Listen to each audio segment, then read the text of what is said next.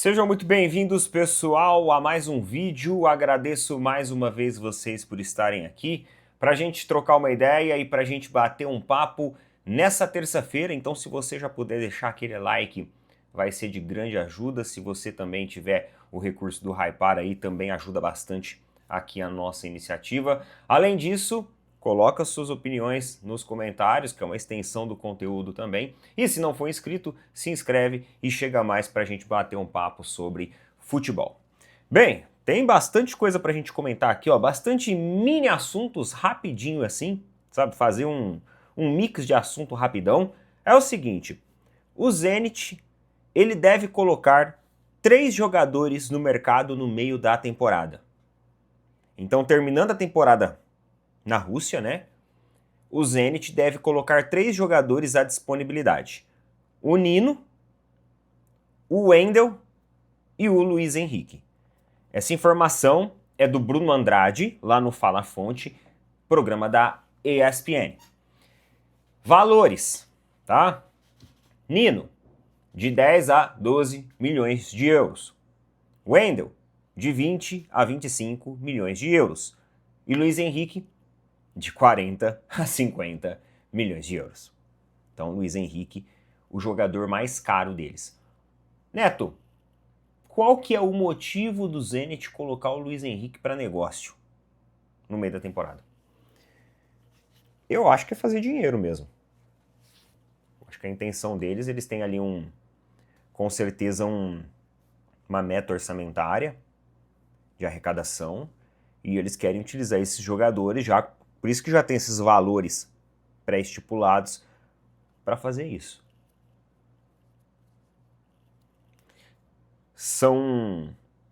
Eu considero aqui 2 boas possibilidades de mercado. O Wendel, sendo muito sincero, não conheço o futebol dele, então não conheço o futebol dele, não posso falar nada. Nino, Palmeiras a gente sabe que está de olho, parece que o Fluminense já está declinando do negócio. Parece que o Fluminense já não vai mais tentar negociação com o Nino, tá? E aí tem o Luiz Henrique, cara. O Luiz Henrique seria um ótimo substituto pro Alan, hein? Luiz Henrique, John Arias, ó. Aí, baita jogador, hein? Mas eu acho muito difícil o Palmeiras contratar. Acho muito difícil o Palmeiras tentar contratar o Luiz Henrique. Justamente por causa dos valores, né? O Palmeiras já fez muitos investimentos, então eu vejo assim, provavelmente um camisa 5 e um zagueiro chegando no Palmeiras. Eu acho que o Palmeiras não vai mais mexer no seu setor ofensivo, até porque a gente tem a chegada ainda do Paulinho. Chegada do Paulinho e talvez a provável saída do Flaco Lopes, né? Vai ser difícil segurar o Flaco Lopes no meio do ano. O Atlético de Madrid diz que vai chegar com uma proposta irrecusável. E aí também o Alan pode ser... assim, pessoal, se a gente parar para pensar, provavelmente o Flaco Lopes vai ser vendido. Alan também vai ser vendido. Vai ter grana para buscar o Luiz Henrique sim, viu? Vai ter grana para buscar o Luiz Henrique sim. Ó, eu tô colocando no radar de novo, Luiz Henrique. Eu, né? Não adianta nada eu colocar. Roda a vinheta aí, bora lá.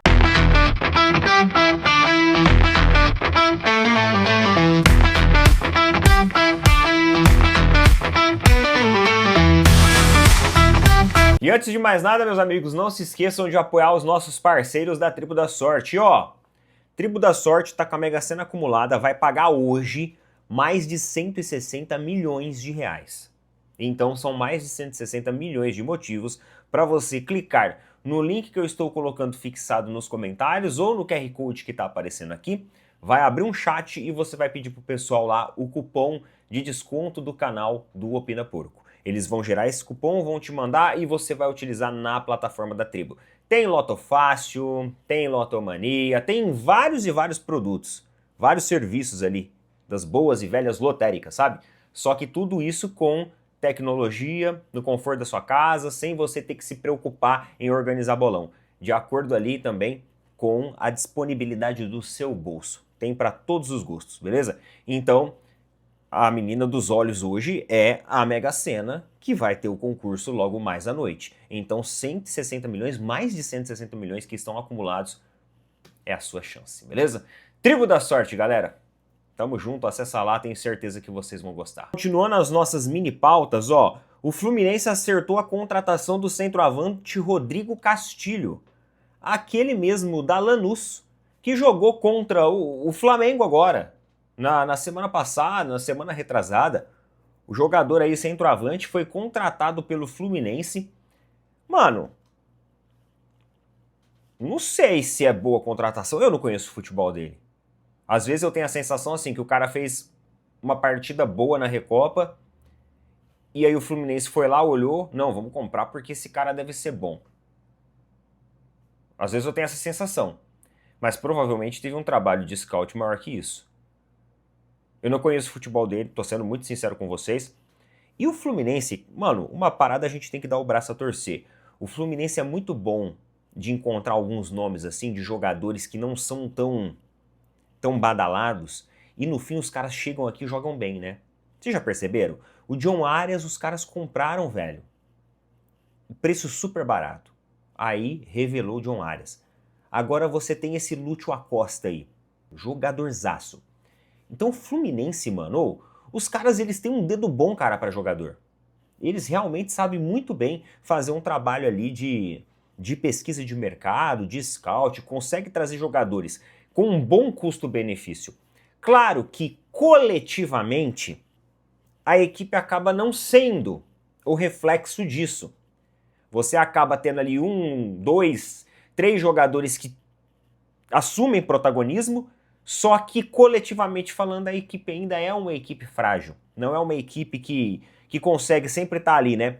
No protagonismo nacional, disputando títulos, entra ano, sai ano. São mais instáveis, mas em termos ali de jogadores, de escolha de jogadores, de descobertas, é uma equipe que sabe fazer muito bem esse mercado do futebol, né? Ô, galera, eu esqueci de falar do jogo ontem. Jogo ontem do Flamengo e do Madureira. O Flamengo venceu de 8-0 o Madureira, né? Foi basicamente ali um jogo treino. Pedro fez gol a rodo. Os caras fez tudo gol a rodo lá, 8-0.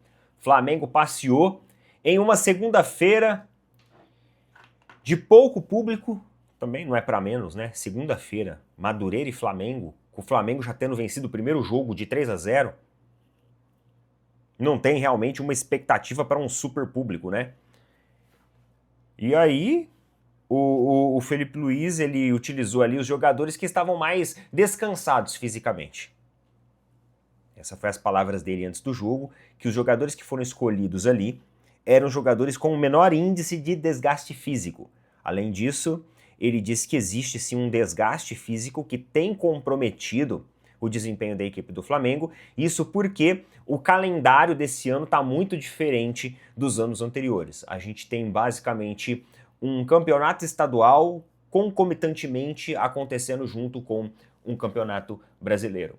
E isso vai fazendo com que os jogadores tenham um nível de desgaste maior. Ele poupou esses atletas e colocou ali um mix de jogadores que estariam melhores fisicamente. Tá? Então, vitória do Flamengo sobre o Madureira. Flamengo que confirma a vaga na final contra o Fluminense. Então, teremos Fla-Flu na final do Campeonato Carioca. E olha só que paralelo engraçado que a gente traça aqui, né? Flamengo e Fluminense estão na final do Campeonato Carioca. São equipes ali grandes do estado do Rio de Janeiro, então é natural que Flamengo e Fluminense chegam na final do Campeonato Carioca. Quando você olha para o Campeonato Paulista, você tem Novo Horizontino e Palmeiras. Cadê o Corinthians? Cadê o São Paulo? Cadê o Santos? Os caras não estão, velho. Não conseguem fazer frente a equipes de interior, mano. Então, quando você olha o Campeonato Carioca, é natural, Fla-Flu. Não, beleza. Se fosse, sei lá, Flamengo e Vasco, beleza, beleza. Ah, Fluminense e Botafogo, beleza, beleza. Você olha pro estado de São Paulo, você espera, sei lá, um Corinthians e Palmeiras, um São Paulo e Corinthians, um Corinthians e Santos, e aí você vê Novo Horizontino e Palmeiras. Loucura, né? Os times do estado de São Paulo, eles estão menos regulares que os times do estado do Rio, na minha visão, hoje. Por falar nisso, ontem a Leila, ela botou a boca no trombone, né? Vamos dizer assim, igual o pessoal falava antigamente. Cara, ela fez comentários a respeito de toda a repercussão, né, da classificação do Palmeiras. A gente já sabia que ia virar tudo isso. A gente já sabia que ia virar uma histeria ali. O Rui Costa, que é o diretor de futebol do São Paulo, concedeu uma entrevista ali, falando sobre o VAR, que tinha que olhar 70 vezes se fosse necessário, que não sei mais o que e tal.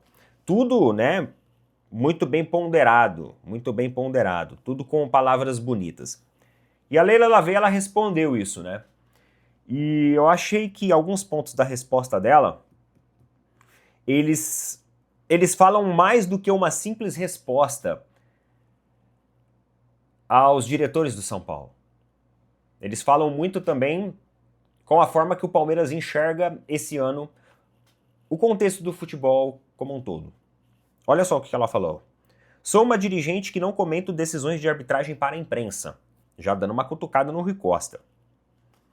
Quando nós entendemos que existe algum erro claro, nós conversamos com as pessoas que estão aqui para resolver, para nos ouvir, na FPF ou na CBF. Não discuto problemas de arbitragem, porque não gosto de terceirizar responsabilidades. Perfeito, até aí tô passando pano para Leila, hein? Ó, até aí ok.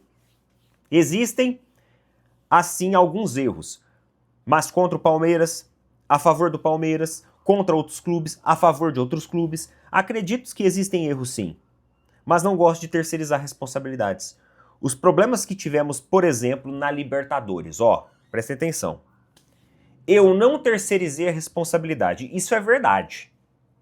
Isso que ela tá falando é verdade. Embora, na minha visão, foi uma manobra para tirar o dela da reta lá atrás, mas realmente ela não terceirizou mesmo. Aquele áudio que saiu vazado lá, da reunião, ela falou assim, como que eu vou contestar a arbitragem sendo que o meu time não deu um chute no gol, os meus jogadores? Ela mandou essa. E nisso, ela não tá errada. Houve um problema na final. Vocês não viram a presidente reclamando da arbitragem. Eu falei, sim, que nós deveríamos ter jogado melhor do que jogamos. A responsabilidade foi nossa. Eu não terceirizo, porque acho muito perigoso dar uma zona de conforto pro clube. Mais uma vez, ela foi bem. Histórico esse dia aqui, hein, gente? Tô falando que a Leila tá indo bem na entrevista. Você só melhora quando reconhece seus erros. Ô louco, Leila, desse jeito eu vou ter que te elogiar aqui. Erros de arbitragem eu discuto com pessoas capacitadas para isso. Muito bem. Leila foi muito bem aqui. Muito bem. E isso, cara, que a Leila falou aqui no final, fala muito mais a respeito do Palmeiras do que a gente imagina, né? Isso mostra que, ó, tá entalado aqui. Aquela final da Libertadores que aconteceu no ano passado. Na verdade, não só a final da Libertadores, mas o contexto geral, né? Da queda de rendimento do Palmeiras, porque aqui ela mesmo fala que não terceiriza a responsabilidade, que assume a responsabilidade. Ou seja, ela tá jogando pra dentro do próprio clube dela, do próprio vestiário dela. Ó, tô avisando vocês de novo, porque os caras estão aqui, ó, com toda essa situação aí, ó, Flamengo campeão brasileiro, Flamengo campeão Libertadores, os caras estão aqui. E isso é bom, mano. No contexto do torcedor palmeirense, isso é muito bom. Porque é um acorda. É um sacode. Gostei dessa resposta da Leila por dois motivos. Primeiro, para rebater o chororô. Que vai ser a semana inteira isso, irmão. Semana inteira isso. Então rebate o chororô. E segundo, porque também ela nos dá uma ideia de que existe uma cobrança interna dentro do Palmeiras para que esse ano o que aconteceu no passado não aconteça. E é aí que eu acho que é a melhor parte, porque isso mostra Um clube com mais desejo, com mais afinco, com mais vontade, fazendo negociações, trazendo jogadores do nível que tem que trazer, jogadores brigando ali, né, disputando de maneira saudável e muito competitiva as posições, as titularidades, com o desejo de vencer e principalmente uma comissão técnica, ó, em alerta para não cometer as bobagens que cometeu no ano passado. Tá bom? Então é isso daí, meus queridos. Coloca nas opiniões aí. Tamo junto. Valeu, falou. Até mais.